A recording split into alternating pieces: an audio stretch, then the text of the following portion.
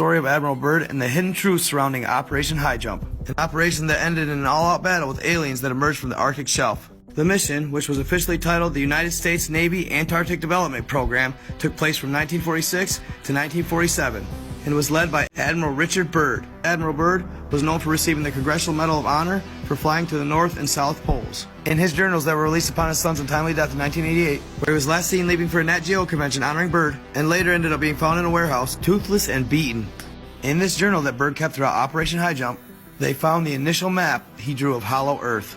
This diary, which had went missing for years, was a well-documented account of their encounters in the Antarctic. This journal even stated that he encountered craft that could fly pole to pole in just mere seconds. As they departed in August of 1946, they had no idea what they were in for. As Byrd's naval fleet of 13 ships, 33 airplanes, and almost 5,000 men approached Antarctica, one of the radiomen on the USS Brownson stated, and I quote, "Me and my shipmates on the pilot house port side watched for several minutes bright lights that ascended about 45 degrees into the sky very quickly, and that they couldn't ID the lights because their equipment only went 250 miles in a straight line. And these were only the initial warnings. For Byrd, things were about to get much worse. That day came too soon, as Lieutenant Pilot John Sayerson stated. The thing shot up out of the water with tremendous velocity, almost as if being chased by the devil himself. Everybody hesitated for a second as if stunned as the thing sat there and floated, tempting us to make the first move. That's when Byrd stated that it wasn't by his command, but one of the ships began opening fire on the UFO. That resulted in all-out mayhem as the two sides began exchanging fire. Wasn't long before losses were too great. After a small skirmish with the Arctic aliens, Admiral Byrd had lost 2 ships, completely disappeared, a small handful of planes, and a few unlucky men. After the skirmish and everything settled down, Admiral Byrd heard a voice in his head. This voice was actually responsible for the fleet going to Antarctica at all. In the original documents, Admiral Byrd heard voices in his head 6 months before the trip was even an idea. They messaged him shortly after the Hiroshima and Nagasaki bombs. So after hearing the voices again, he quickly flew down through one of the Symmes Holes. This is when he met with beings he called the Masters, the Innkeepers of Earth. "General Byrd, you are a man of stature," they said. "You're a hero among your people. They trust your word. So we send you with a message. The bombs you set off have more power than you know, and if we continue on this path, our future will be dark." Byrd relayed the message, died 10 years later. The Secrets of the Underground Tunnels, Part 1. With the declassification of ground-penetrating radar back in 2010, even though they've been using it since the 70s, there's staggering new data that show there's a labyrinth of complex tunnels that span across the entire Earth. The following discoveries were made back in 2003. Namely, the US government, along with other superpowers, would find that there's actually 4 primary tunnels spanning for thousands of miles. And off those main tunnels, subtunnels that lead you deeper into the core of the Earth. They would state that the deeper you go, the bigger the megalithic structures would get. And in these tunnels, you would find rooms, huge rooms, with massive stone tables that were made for people much larger than us. What scientists would refer to as the projection room would contain all of the Earth's history, from her natural processes to the species inhabiting her. And these events could be replayed visually. Even a table you can perform holographic experiments. The type of experiments? Mixing DNA. You could virtually mix the DNA of any 2 species on Earth, and it would provide a holographic image of what they would look like. They would also discover that these rooms are over 50,000 years old, and that they're all connected to each other by some form of energy. This same energy also protected the room, and if one of them activated, all 4 would. They've also figured out each of the room's locations. Of the 4, the first one is located near the Egyptian Sphinx. The next one is located in Iraq, in underground tunnels somewhere in the city of Baghdad. The next one is Mount Kailash in Tibet, obviously a pyramid. Then finally, Buseji Mountains in Romania, where it's said that they have another Egyptian Sphinx. They would go on to say that the deeper tunnels would lead to a secret world under the Gobi Plateau in Mongolia.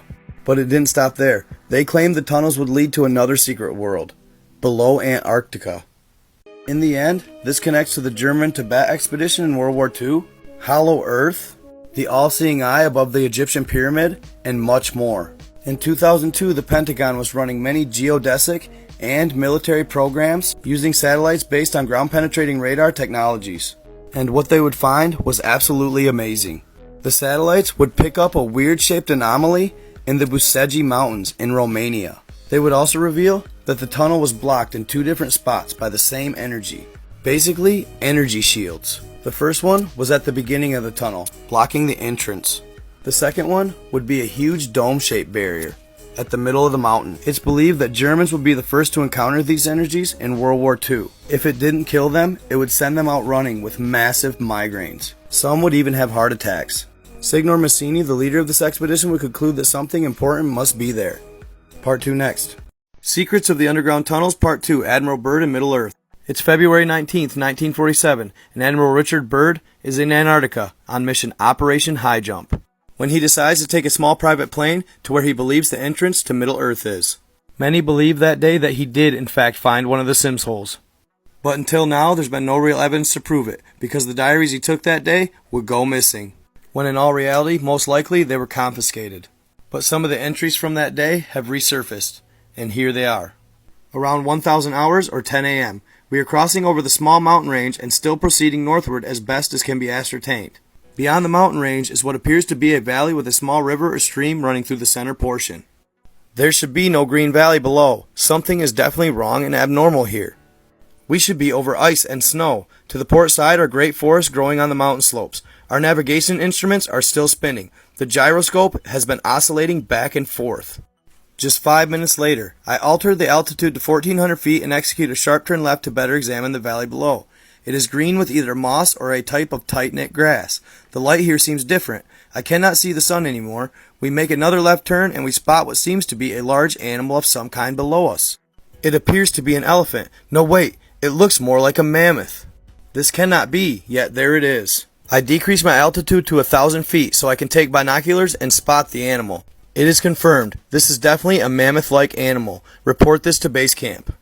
At 10:30, we encounter more rolling green hills. The external temperature indicator reads 74 degrees Fahrenheit. Continuing on our heading, navigation instruments seem normal now. I am puzzled over their actions. Attempt to contact base camp. Radio is not functioning.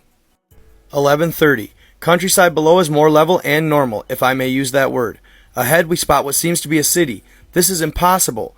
Aircraft seems light and oddly buoyant. The controls refuse to respond. My God.